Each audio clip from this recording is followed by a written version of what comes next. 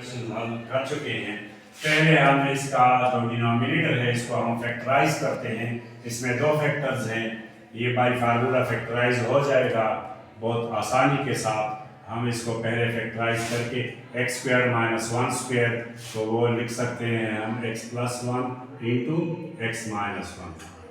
मतलब इसके लिए आपको दो अननोन चाहिए और वो फिर इसके लिए एक unknown A over X plus one, हम इसको ऐसे लिख लेंगे और प्लस बी ओवर एक अननोन इसके लिए आएगा B over X minus one.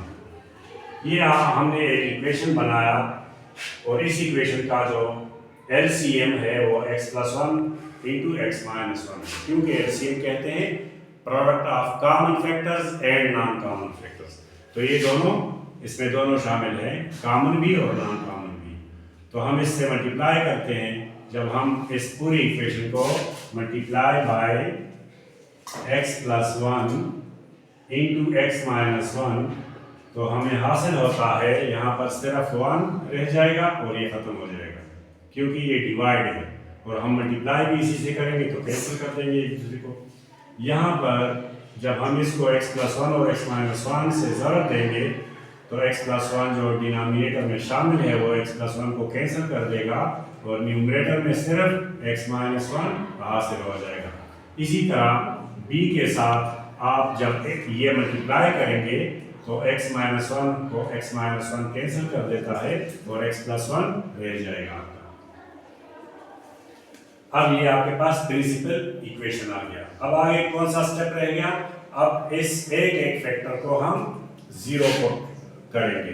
Put x plus one equal to zero. पहले एक फैक्टर को जीरो कर दें, ये आपको एक अननोन आपका मालूम हो जाएगा।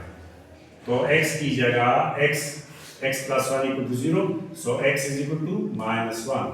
जहां पर x होगा वहां पर हम माइनस लिख सकते हैं, जहां पर x प्लस वन होगा वहां पर आप जीरो लिख सकते हैं। अब यहाँ पर x माइनस वन है तो x खुद भी माइनस वन है, माइनस वन और प्लस b, चूंकि x प्लस वन है तो ये जीरो, क्योंकि x प्लस वन जीरो है। ये आया आपके पास माइनस टू और b तो जीरो हो गया।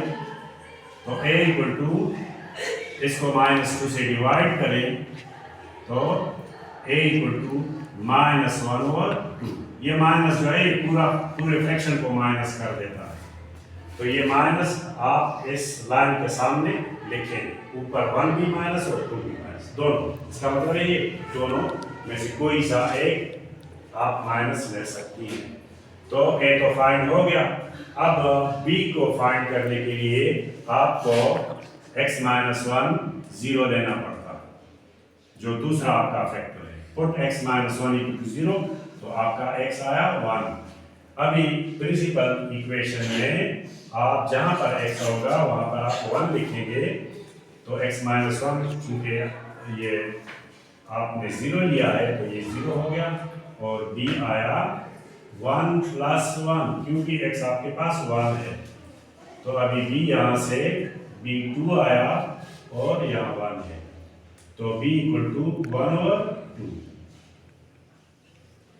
अब हम इसको इस फॉर्म में a की जगह आप माइनस वन ओवर टू लिख सकते हैं और b की जगह आप वन ओवर टू लिख सकते हैं। आपने दोनों अननोन फाइंड कर लिए।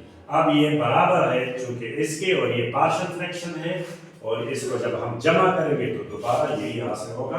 अभी minus one over two, a की जगह आपने माइनस वन ओवर टू लिखा और a के नीचे x प्लस वन है तो यहाँ पर इसके साथ डिनोमिनेटर में आप x प्लस वन लिख देंगे। प्लस b की जगह आपके पास वन ओवर टू है और b का डिनोमिनेटर x माइनस वन है। लेकिन कभी भी जवाब आपका इस फॉर्म में, क्योंकि इसका फर्स्ट टर्म नेगेटिव आया और सेकंड टर्म पॉजिटिव है, तो आप कर सकते हैं जो आपका प्लस टर्म है वो आप पहले लिखना चाहते हैं तो बिल्कुल लिख सकते हैं, और आपका सेकंड जो टर्म है आपका वो चूंकि नेगेटिव है, पहला टर्म था लेकिन आप उसको आखिर में लिख सकते हैं। आगे पीछे आप इसको कर सकते हैं। इसके इसको हम पहले फैक्टराइज करेंगे। इसमें दो फैक्टर्स हैं क्योंकि इसका x का मैक्सिमम जो डिग्री है वो 2 है, इसलिए इसके दो फैक्टर्स हैं। तो आप इसको फैक्टराइजेशन स्प्लिटिंग के जरिए इसको आप फैक्टराइज कर सकते हैं। तो उसका तरीका कुछ यूँ है कि आप मल्टीप्लाई से 5 है और माइनस से 4, तो 5 1 x square plus 5x minus x minus 5, तो आपने x कामन लिया तो x प्लस 5 आया, माइनस 1 कामन लिया तो x प्लस 5 आया। ये तो आप फैक्टराइजेशन तो आप 9 पे सीख चुके हैं, इसलिए इस पर ज़्यादा टाइम नहीं स्पेंड करना चाहिए। तो आपका x प्लस 5 एक फैक्टर आया और दूसरा फैक्टर आपका x माइनस 1 आया। तो इसलिए दोबारा इसमें आपको इतने अननोन होने चाहिए जितने आपके पास फैक्टर्स हैं। तो पहले के लिए a आप फर्ज करें कि ये इसका जो अननोन है वो a है, और दूसरे के लिए आप b, अगर o भी हो तो c d, इसी तरह आप इसके अननोन को आगे ले जाएंगे। अच्छा, इसका फिर LCM x प्लस 5 और x माइनस 1 है, आप इसको मल्टीप्लाई करेंगे, multiply by x plus 5 into x minus 1, तो सिर्फ x रह जाएगा। क्यों?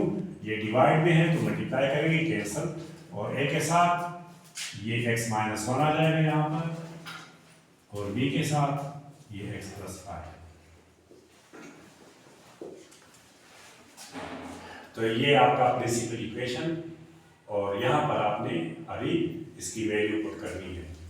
यहाँ पर put x plus y plus 5 equal to 0, तो x आया आपके पास माइनस 5, तो यहाँ पर x की जगह आप माइनस 5 लिखें, और यहाँ पर भी माइनस 5 लिख लें और माइनस 1, और b तो चूँकि ये 0 है तो b 0 हो गया, ख़त्म हो गया। a आपके पास आया माइनस 6 और ये है माइनस 5।